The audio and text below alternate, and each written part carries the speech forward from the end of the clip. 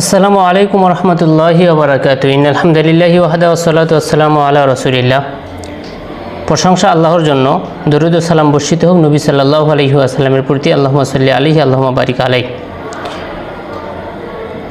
আলহামদুলিল্লাহ বলতে হয় ভবিষ্যতের কোনো কাজ করতে গেলে সেখানে ইনশাআল্লাহ বলতে হয়। ভালো কোনো কিছু দেখলে সেই জায়গাতে মাশা আল্লাহ বলতে হয়। তো দেখা যাচ্ছে এই নীতি অবলম্বন করতে গিয়ে কিছু ব্যক্তিদেরকে দেখা যাচ্ছে যে তারা এতটাই ভালো যে কোথায় আলহামদুলিল্লাহ কোথায় ইনশাআল্লাহ বলতে হয় এগুলোর বিবেচনা না করে যেখানে সেখানে আলহামদুলিল্লাহ বলতেছে। যেমন সিনেমা দেখতে গেল, সেখানে গিয়েও সে বলতেছে আলহামদুলিল্লাহ সিনেমাটা খুব ভালো হয়েছে। একজন মানুষ আরেকজন মানুষকে মারল, যে কোনো শত্রুতার কারণে হোক, মানুষকে হত্যা করা হলো, তখন বলতেছে আলহামদুলিল্লাহ। কেন? মানুষ হয়ে মানুষকে মারল, সে কি কাফের মুশরিক? হিংসা বিদ্বেষের কারণে যদি একজন আরেকজনকে মারে তাহলে সেখানে আপনি আলহামদুলিল্লাহ বলবেন? আলহামদুলিল্লাহ বলতে হয় যেই কাজে আল্লাহ তাআলা খুশি হন, এমন কাজ করলে, এমন কাজ হলে তখন আপনি বলতে পারবেন আলহামদুলিল্লাহ, তখন বলতে হবে আলহামদুলিল্লাহ। কিন্তু অন্যায় কাজ করার পরে সেখানে আপনি আল্লাহর শুকরিয়া আদায় করতেছেন, বুঝতে হবে যে এই কাজে আল্লাহ তাআলা খুশি কি না। 2 নম্বর হচ্ছে ইনশাআল্লাহ। ইনশাআল্লাহ কখন বলতে হবে? ভবিষ্যতে যেই কাজ আপনি করতেছেন এই কাজ যদি আল্লাহ তাআলা খুশি হন, এই কাজ এই পদক্ষেপে আল্লাহ তাআলা যদি খুশি হন তাহলে আপনি বলবেন ইনশাআল্লাহ। আপনি বলতেছেন চল সিনেমা দেখতে যাই, আপনি এখন বলতেছেন ঠিক আছে ইনশাআল্লাহ। তো আপনি ইনশাআল্লাহ মানে কি? যদি আল্লাহ তাআলা চান তো আপনার সিনেমা দেখা এটাকে আল্লাহ তাআলা চান? তাহলে যেটা অন্যায় কাজ, যেটা হারাম কাজ, আল্লাহ তাআলার মাসিয়াতের ভিতরে আপনি ইনশাআল্লাহ বলতে পারবেন না। সেটা শয়তান চাচ্ছে, ওইটা আল্লাহ তাআলা চাচ্ছে না। সিনেমা দেখতে যাচ্ছেন, খারাপ কোনো কাজ করতে যাচ্ছেন, এটা শয়তান চাচ্ছে, আল্লাহ তাআলা চাচ্ছেন না। সুতরাং আপনি ইনশাআল্লাহ বলে সে চাওয়াটাকে আল্লাহ তাআলার সাথে সম্পৃক্ত করে দিচ্ছেন, এটা হচ্ছে অন্যায়, পাপ হবে। মাশা আল্লাহ বলতে হয় যখন কোনো ভালো জিনিস দেখা হয়।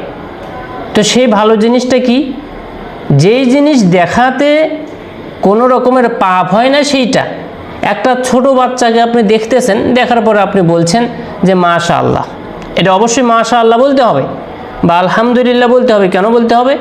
যদি আপনি একটা ছোট বাচ্চাকে দেখে যদি আপনি মাশা আল্লাহ বা আল্লাহ তাআলার প্রশংসা যদি আপনি না করেন তাহলে এইটাই হবে আপনার সেই সন্তানের জন্য বদনজর।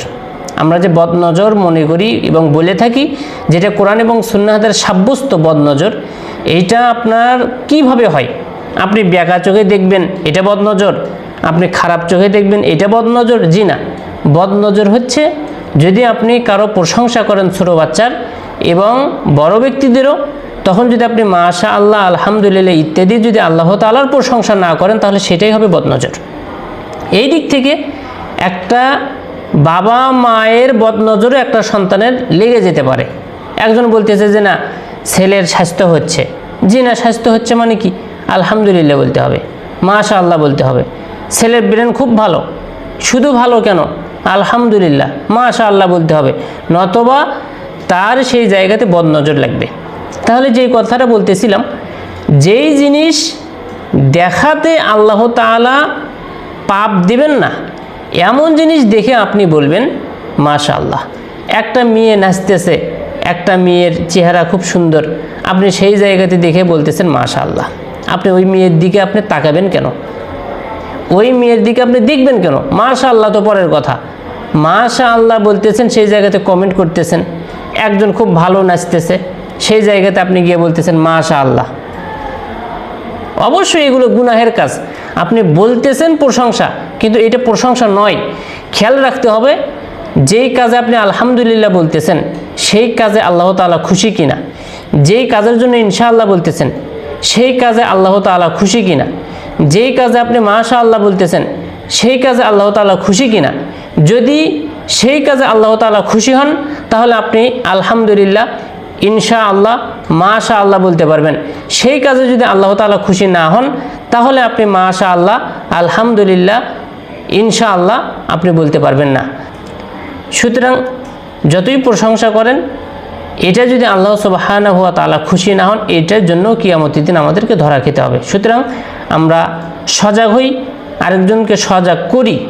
এই ব্যাপারে এতটা বিশৃঙ্খলা আমাদের বাংলাদেশে দেখা যাচ্ছে, যা আসলে বলার ভাষা যার নাই। এতটা বিশৃঙ্খলা এই শব্দগুলো নিয়ে কোথায় ব্যবহার করতে হবে, কোথায় বলতে হবে, আলোচনা এটা না জেনে যত্রতত্র এগুলোর আলোচনা করছে, এগুলোর জিকির করছে, যা মূলত ইসলামকে নিচু করার মতোই। আল্লাহ সুবহানাহু ওয়া তাআলা আমাদেরকে হেফাজত করুক, আল্লাহুম্মা আমিন। আসসালামু আলাইকুম ওয়া রাহমাতুল্লাহি ওয়া বারাকাতুহু।